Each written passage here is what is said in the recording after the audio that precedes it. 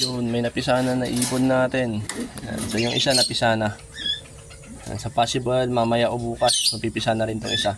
Napakakit ng size nitong hen na to. Itong breeder natin na to, maliit lang. Tapos ang ganda ng mukha. So ito yung pares niya. Yan. So yung mga nanonood nung nakaraan, alam nyo na kung anong pares ito. O kung anong linyada. Yan. So yun yung kak natin. Yan. Parehas silang nakaperso. Yan. So yung iba, malalaki na rin yung inakay. Yan, so meron pa dito sa baba. Yan, dami natin nakasalang na ibon ngayon. So, siyam na pares.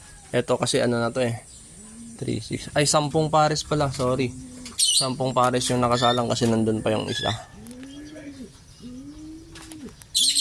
Yan, so yan, kung nanonood kayo, paki-comment naman kung saan kayo nanonood mga idol. Baka malapit lang kayo dito sa amin sa Bacnotan, La Union. Shout out mga idol.